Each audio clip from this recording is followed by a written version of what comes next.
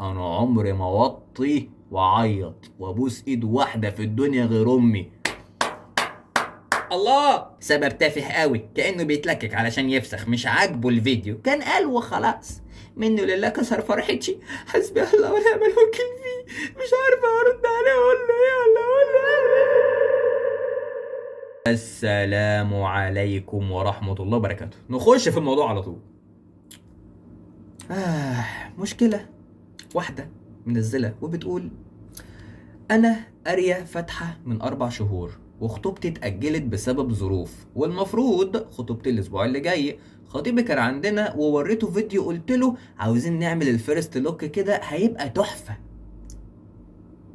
هي بتقول عايزين، ما قالتش عايزة. ماشي.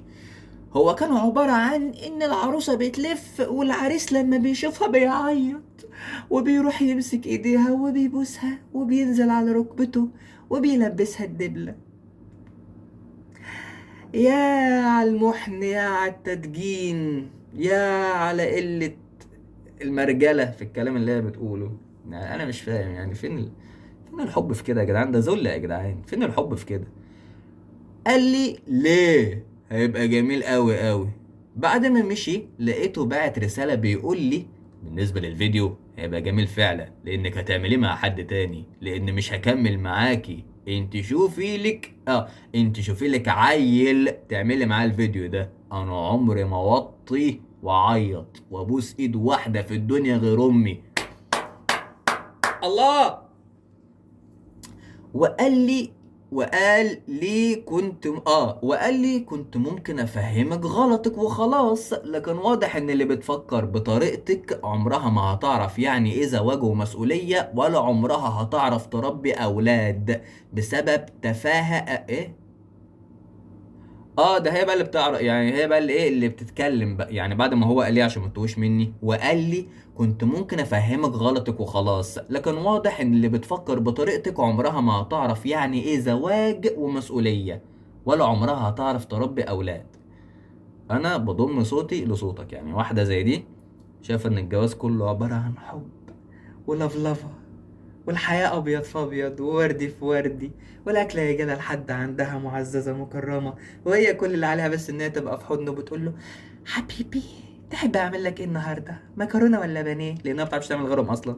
يعني في بنات واخدة الجواز إن هو عبارة عن حب في حب في حب، مش عارفين المسؤولية اللي بعد الحب، مش عارفين بعد ما يخشوا بيت واحد ويجيبوا عيال، او قبل حتى ان هم يجيبوا عيال، مش عارفين المسؤوليه اللي عليهم كبنات. لا، هم فاكرين ان الدنيا كلها ابيض فابيض.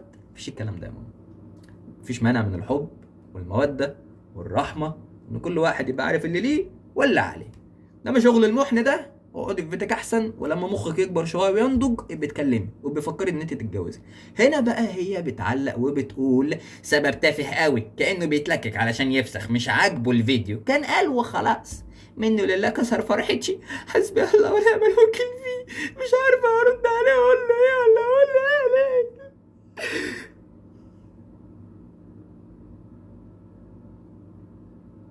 كسر فرحتك بايه؟ مش فاهم. هو لازم يبقى عبد حقير، كلب ذليل عويل، ينزل على ركبته ويديك البتاع ومش عارف ايه ما ناقص يهز دول بالمره؟ يعني مش فاهم، يعني فين الحب في كده؟ يعني يا ستي انت واخده في وجهه نظرك ان ده حب، وان هو كده بيعمل حاجه حلوه علشانك وتفرحك وكل الكلام اللذيذ ده. شكله قدام نفسه لما ينزل على ركبه كده على الارض كده زي العبد كده اللي شكله ايه؟ شكله قدام نفسه، شكله قدام الناس. بغض النظر الفيس لوك ده انا معرفش ده ايه ده اصلا، بس قشطه يعني شكله ايه؟ شكله قدامك انت ايه لما يتذلل لك كده؟ انتوا كبنات اصلا مش عايزين، ما بتحبوش اللي بالطريقه دي. دي اساليب الخضوع.